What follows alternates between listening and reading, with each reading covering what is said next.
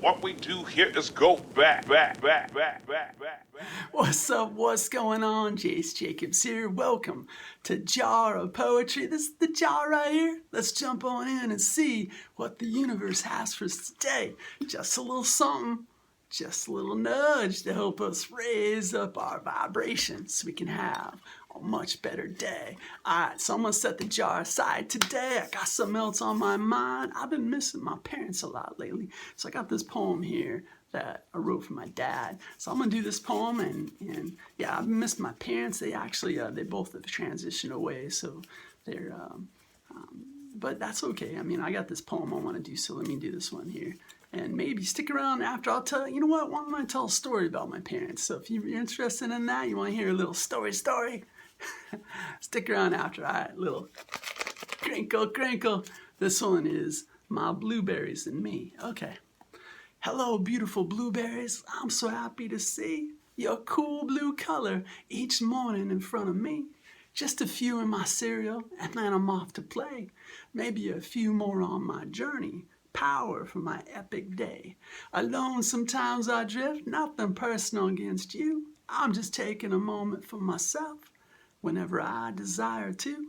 So no more calls taken today, no visitors to see. Just some peaceful time in my garden, my blueberries and me. All right, there you go. That's the poem right there. It's self-love, and it's so important to figure out what is your version of peaceful time in your garden and go do that. You got to design that into your life. I think my dad was pretty good about that. My mom, she wasn't so good at that. She was always too focused on her kids, and I don't think that was very healthy for her. So yeah, so anyway, just shout out to my parents. They both passed away. It's been a while now, but you know, I'm thinking about them, thinking positive thoughts, and I thought, you know what, why don't I share a story about how they met? So yeah, so let's start with my dad first. He was in Texas, growing up in Texas, so about the time he was turning 18 in 1958 in Texas, he decided, you know what, I want to see the world. And the best way to see the world is to join the Navy. And then you would get to travel all around and see the whole world. So that's what he did. He signed up. They shipped him off to boot camp to San Diego, California. And he's all excited because he could see the ocean. Look at that. There's the ocean right there. You know, and he was really enjoying it. And, you know, did the boot camp however long that is, like 15 weeks or something. I'm not sure how long it is. And he got his orders. He was so excited. Where am I going to go? Where am I going to go? Where in the world are they going to send me? And he looks at his orders and it says Litchfield Park, Arizona. And he's just like, what? Like, I know I'm just some cowboy from Texas. I'm pretty sure there's no ocean in Arizona. And so, but that's where they wanted to send him. And, you know, he ended up being there for 2 years, I think, about 2 years. So I know he was a short order cook. He worked at, I don't know if it was a Navy airfield or if it was I'm not sure what his other job was there. I can't remember, but he was there for a couple years. So that got him into the 60s, into Arizona, because I think he joined late 58, and then he was there in Arizona, so 59, 60, maybe even part of 61. And at the same time, my mom is living in upstate New York, in Rochester, New York, and she has 3 little kids.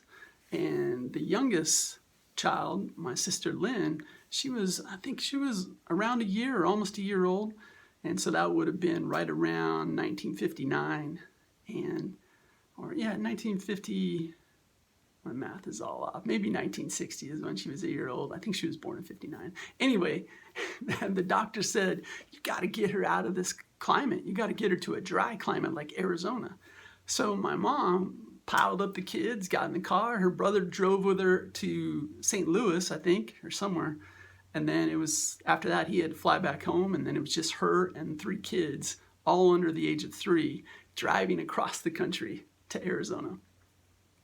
And so, yeah, eventually they make it here. And so long story short, my parents met at a gas station in Phoenix, Arizona, probably around, you know, late 1960, maybe 1961. And I would like to give more details. I would like to know more details, but my parents ended up getting divorced and they really didn't like each other. So it was hard enough getting at least them to acknowledge that they met at a gas station. I want to know more details. I want to know who walked up to who. Like, hey, you know, was my dad being all slick? Like, hey, you need help pumping that gas?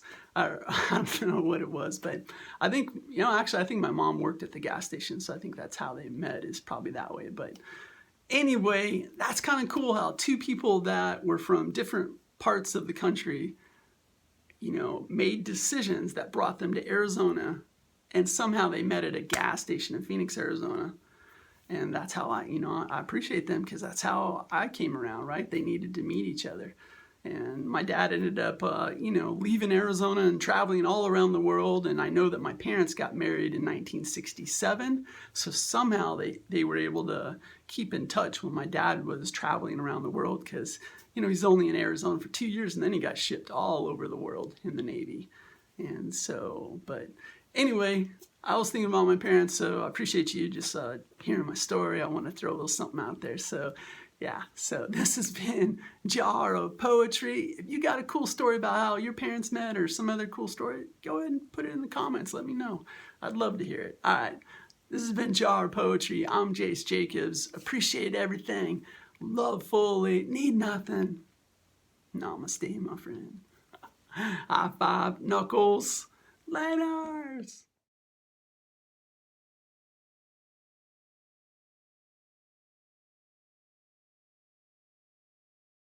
Oh, this you crazy mother.